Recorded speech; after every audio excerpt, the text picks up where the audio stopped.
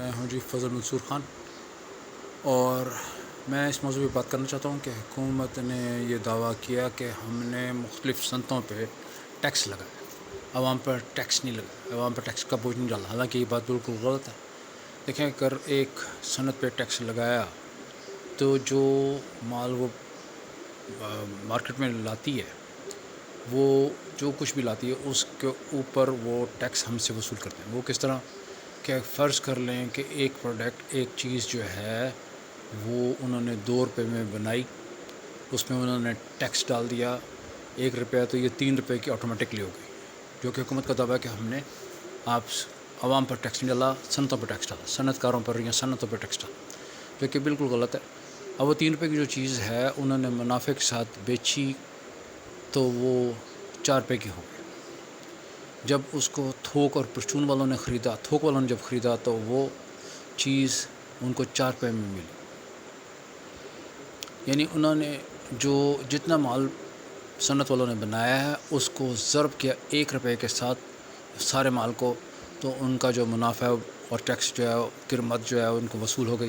اب جو تھوک والے ہیں انہوں نے اس میں 1 روپے کا اور اضافہ کیا، کیونکہ انہوں نے اس میں اپنے منافع کو شامل کیا، اور جتنا مال انہوں نے خریدا تھا، پرچیز کیا تھا، وہ سارا کا سارا مال اور اس 1 روپے کے ساتھ ضرب دیا، اور وہ ضرب دینے کے بعد جو ان کو منافع حاصل ہوا، ٹوٹل منافع جو ہے اس کی میں بات کر رہا ہوں، وہ حاصل ہو گیا، اور سارے مال کا جو منافع انہوں نے 1 ضربے پلس جتنا بھی ان کے پاس مال ہے اس کو کیا۔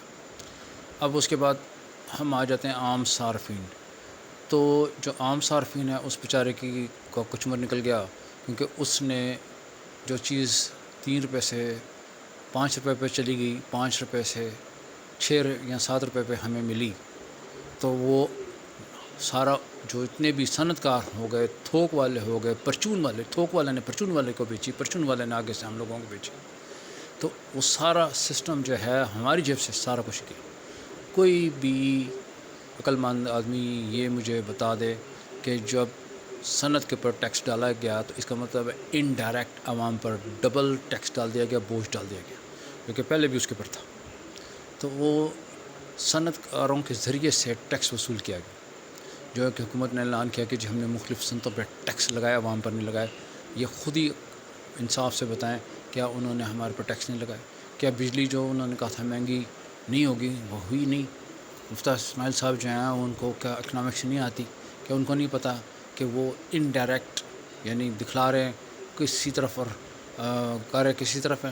تو یہ انڈائریکٹ ہمارے پر عوام پر ٹیکس لگایا گیا، ٹیکس کا بوجھ ڈالا گیا۔ صنعت کار نے تو ٹیکس کا بوجھ نہیں اٹھانا، جو تھا پرچون والے تھوک والے ہیں انہوں نے تو نہیں ٹیکس کا بوجھ اٹھانا، پرچون والوں نے بھی نہیں اٹھانا۔ عوام جو فائنلی پرچیز کرتے ہیں اپنے یوز کے لیے، ان کے پر سارا ٹیکس چلا گیا، یعنی وہ جو چیز بجائے اس کے کہ ان کو سستی ملتی ان کو مہنگی ملی۔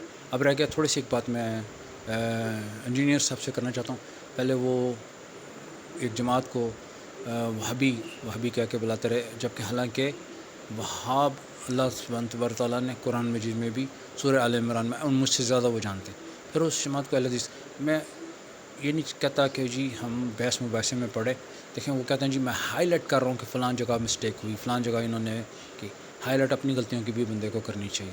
بس میں نے یہی کرنی، 2 باتیں کرنی تھی۔ ایک یہ کہ عوام پر اضافی ٹیکس کا بوجھ انڈائریکٹ طریقے سے میٹھے بن کے دکھلایا گیا اور لگایا گیا، جو کہ ظلم ہے، اور میں اس بات کو عوام تک پہنچانا چاہتا تھا، میں ان کو بتانا چاہتا تھا کہ ہمارے پر یہ ظلم کیا گیا ہے، اور اس کو سمجھیں اور اسے اپنے شعور کے مطابق اس پہ عمل کریں۔ ایران میں انقلاب ایک دن میں نہیں آیا، ہمارے ملک میں بھی جب انقلاب آئے گا انشاءاللہ تعالی العزیز یہ لوگ نظر نہیں آئیں گے، جھوٹ بولتے ہیں۔ اور بے عورت جو ہے وہ کھڑے ہو کے مردوں کے درمیان میں بہت اوٹ پٹانگ باتیں کرتی ہے، اس کو شرم حیا نہیں ہے، اس کے خاوند کو بھی نہیں ہے۔ پر میں نے یہ کہنا تھا کہ انڈائریکٹ ہمارے پر ٹیکس کا بوجھ ڈالا گیا ہے، اس سے ہمیں اللہ تعالیٰ بچا کے رکھے، ان کے گندے کاموں سے اللہ تعالیٰ بچائے۔